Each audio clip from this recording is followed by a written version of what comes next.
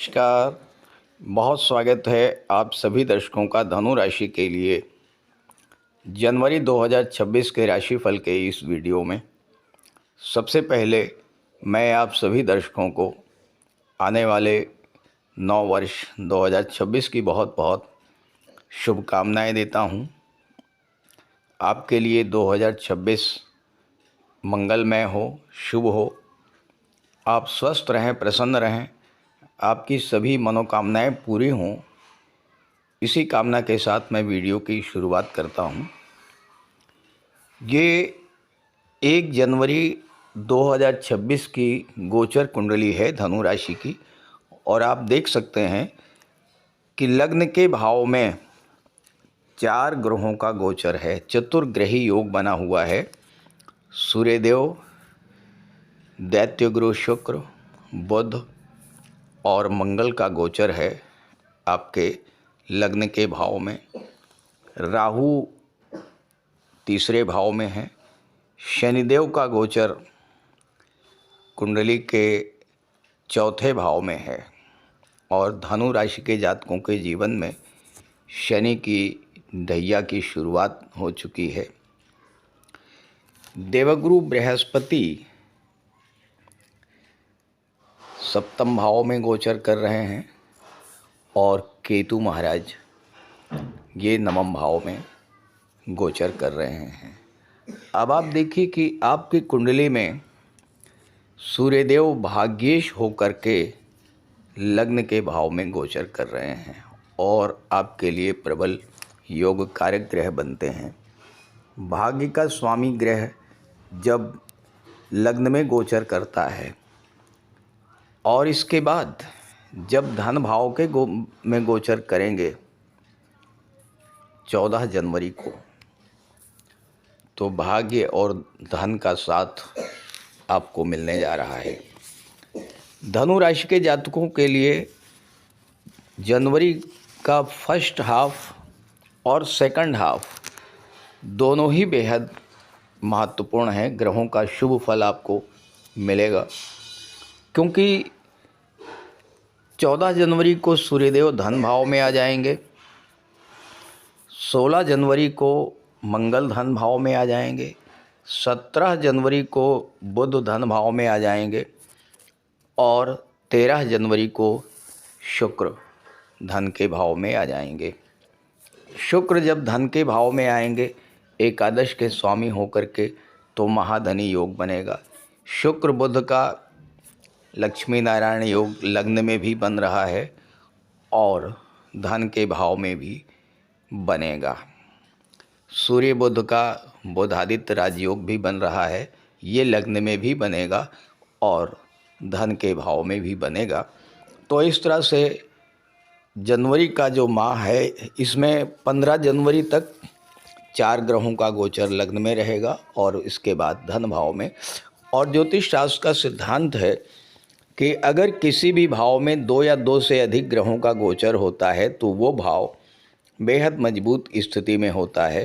तो 15 जनवरी तक लग्न का भाव और इसके बाद धन का भाव बेहद मजबूत रहने वाला है। तो आइए समझते हैं कि इस ग्रह गोचर का क्या प्रभाव पड़ेगा, किस तरह का लाभ आपको प्राप्त होंगे जनवरी 2026 में। तो सबसे पहले समझते हैं कि जनवरी 2026 में आपका स्वास्थ्य कैसा रहेगा। देखिए, पहले भाव में सूर्य, मंगल, शुक्र और बुध बैठे हुए हैं। लग्नेश गुरु हैं जो कि सप्तम भाव में बैठे हैं और गुरु की दृष्टि जो है वो आपके लग्न के भाव पर पड़ रही है। तो देखिए, लग्न के स्वामी, भाग्य के स्वामी और पंचम भाव के स्वामी, इन सभी का एक बहुत अच्छा संबंध बन रहा है आपके लग्न के भाव में। तो स्वास्थ्य को लेकर के बहुत अच्छा रहने वाला है। हालांकि शनि भी लग्न को देखेंगे, शनि की दृष्टि लग्न के भाव पर पड़ेगी और शनि तीसरे भाव के स्वामी हैं। तीसरे भाव में राहु बैठे हैं, तीसरे भाव पर केतु की दृष्टि पड़ रही है। तो अगर आप कहीं यात्रा पर जा रहे हैं, कहीं ट्रैवल कर रहे हैं, तो चूँकि शनि थर्ड हाउस लॉर्ड हैं और पंचम भाव को देख रहे हैं, तो आपकी इम्यूनिटी थोड़ा कमज़ोर हो सकती है। स्वास्थ्य यात्रा के दौरान थोड़ा ख़राब हो सकता है। अन्यथा अगर आप घर पर ही हैं तो कुल मिलाकर के आपका स्वास्थ्य बहुत अच्छा है।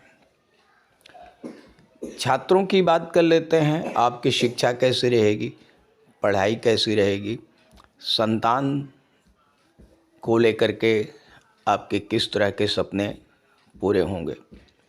तो देखिए, पंचम भाव के स्वामी जो हैं मंगल हैं, जो कि लग्न के भाव में बैठे हैं और मंगल 12वें भाव के भी स्वामी बन रहे हैं। तो मंगल के प्रभाव से क्या होगा कि वो छात्र जो मेडिकल के क्षेत्र में हैं, सर्जरी के क्षेत्र में पढ़ाई कर रहे हैं, या जो गेम्स और स्पोर्ट से रिलेट करते हैं, या जो इंजीनियरिंग और टेक्नोलॉजी के छात्र हैं, वो अगर विदेश जाना चाहते हैं और विदेश जाकर के पढ़ाई करना चाहते हैं, तो उनके लिए जनवरी का महीना बेहद अनुकूल रहने वाला है। और 16 जनवरी को जब मंगल आपके धन भाव में आ जाएंगे, तो मंगल की दृष्टि पड़ेगी पंचम भाव पर। पंचम भाव पर किसी भी पाप ग्रह की दृष्टि नहीं है, इसलिए 5वें भाव से संबंधित अच्छे फल इस समय प्राप्त होंगे। शिक्षा भी अच्छी रहेगी, आपकी मेमोरी पावर, ग्रैस्पिंग पावर भी बढ़ेगी, चूँकि मेमोरी पावर और ग्रैस्पिंग पावर के, इंटेलिजेंस पावर के जो प्लेनेट हैं वो बुध हैं, और बुध आपके लग्न भाव में बैठे हैं। हालांकि सूर्य के प्रभाव से मंगल, बुध और शुक्र, ये तीनों ही प्लेनेट अस्त रहेंगे। लग्न में भी अस्त रहेंगे, धन भाव में भी अस्त रहेंगे, लेकिन अस्त होने का ये अर्थ नहीं है कि ये कोई नेगेटिव प्रभाव देंगे। अस्त होने का प्रभाव सिर्फ इतना होगा कि फल देने की क्षमता में थोड़ी सी कमी आ जाएगी। मंगल जब 16 जनवरी को सेकंड हाउस में आएंगे तो अपनी उच्च की राशि में गोचर करते हुए पंचम भाव को देखेंगे। उच्च का मंगल आपके अंदर एक नई ऊर्जा का संचार करेगा, और आप अगर किसी एग्ज़ाम की तैयारी कर रहे हैं तो आप बहुत गंभीरतापूर्वक एग्ज़ाम की अपने तैयारी करेंगे और सफलता भी अर्जित करेंगे। क्योंकि बुध जब लग्न में गोचर करते हैं, यानी लग्न क्या है, आपका व्यक्तित्व है, आपका स्वभाव है, आपका नेचर है। जब यहाँ पर बुध जैसा प्लेनेट बैठेगा तो फिर आपकी बौद्धिक क्षमता, आपके मेमोरी पावर को और आपके कंसंट्रेशन लेवल को बढ़ाएगा। पंचम भाव से ही लव रिलेशंस का भी विचार किया जाता है, संतान का भी विचार किया जाता है। तो पंचम के स्वामी मंगल आपके लग्न के भाव में बैठे हुए हैं, और लग्न के स्वामी हैं गुरु। मंगल और गुरु का समसप्तक दृष्टि संबंध बन रहा है। एक महत्वपूर्ण बात यहाँ मैं आपको बता दूं कि जब भी मंगल गुरु का दृष्टि संबंध बनता है तो एक से अधिक आय के साधन बनते हैं, और एकादश के स्वामी शुक्र भी मंगल के साथ हैं और 15 जनवरी के बाद भी शुक्र मंगल धन के भाव में रहेंगे। तो इनकम की दृष्टि से भी ये समय बहुत अच्छा रहता है। और एक चीज़ और बता दूं कि मंगल शुक्र का संबंध लग्न में भी बनेगा, मंगल शुक्र का संबंध धन भाव में भी बनेगा।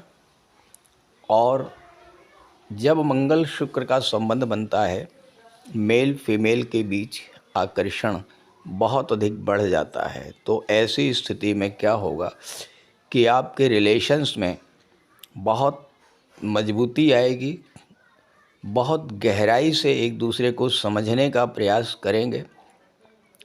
लेकिन एक चीज़ का ध्यान रखना है कि मंगल शुक्र की दृष्टि सप्तम भाव पर भी पड़ रही है और सप्तम भाव आपका दाम्पत्य जीवन होता है। तो अगर आप मैरिड हैं तो किसी भी रिलेशन को लेकर के बहुत ज़्यादा सतर्क रहना होगा आपको।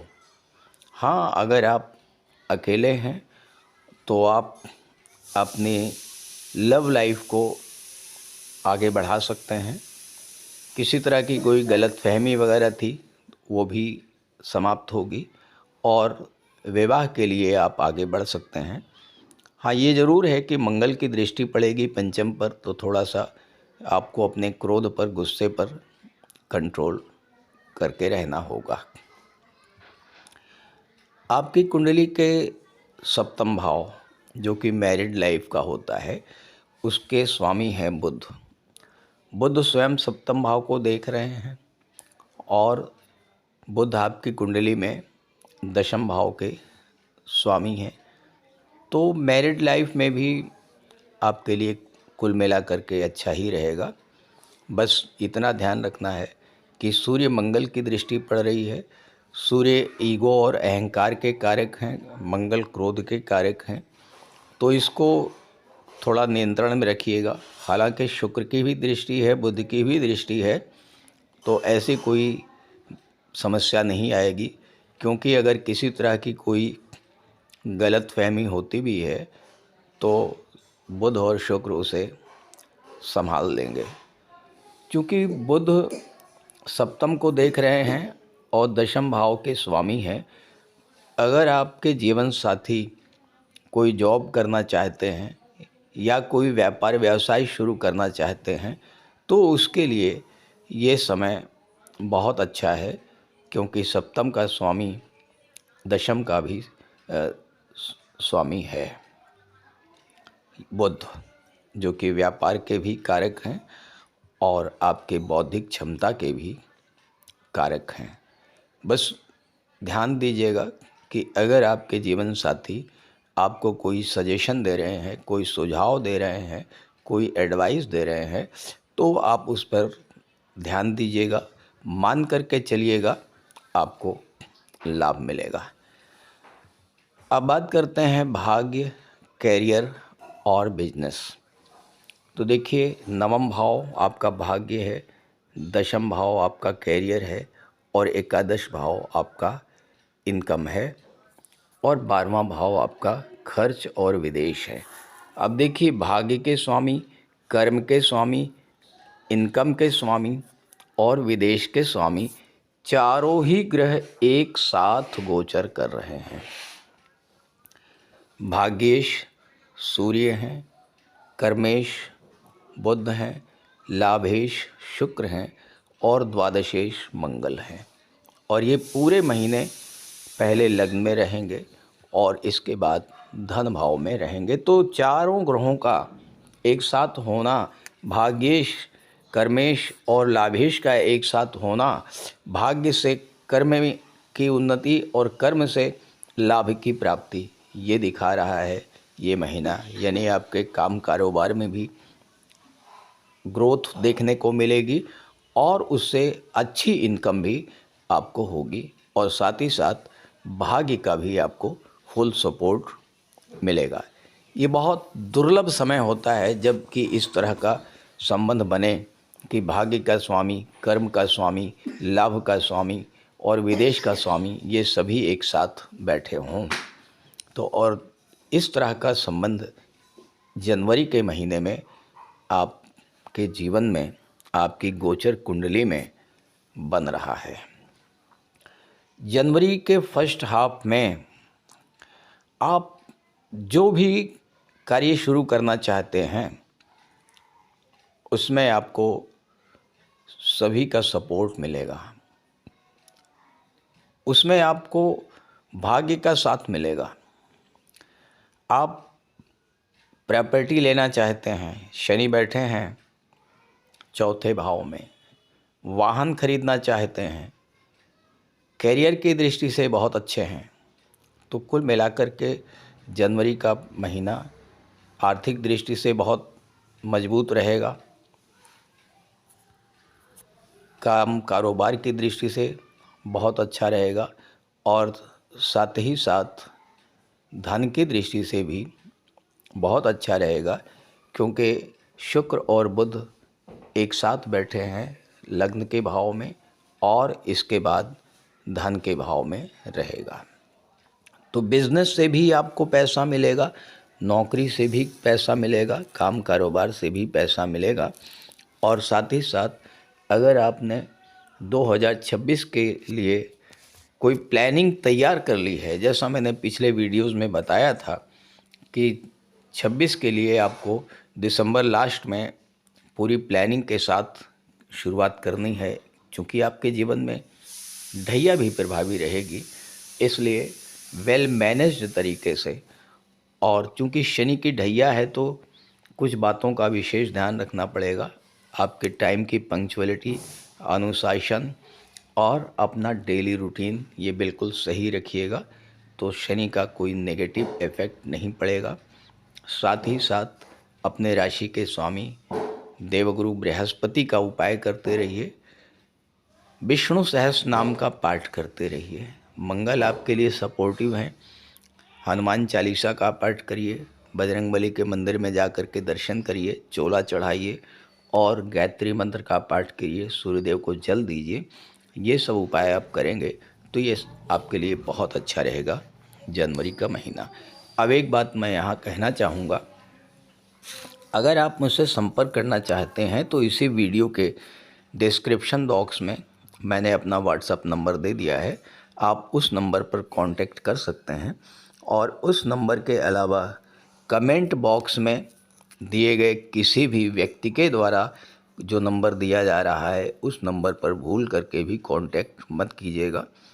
मैं एक बार फिर से अपना नंबर यहाँ पर व्हाट्सएप नंबर लिख दे रहा हूँ, 90-581-44-128। इस नंबर पर आप अपना समस्याएं भेज सकते हैं। इसके अलावा किसी और नंबर से कोई कॉल आती है या किसी और नंबर से आप कांटेक्ट करते हैं तो वो आपके साथ स्कैम हो सकता है। नमस्कार।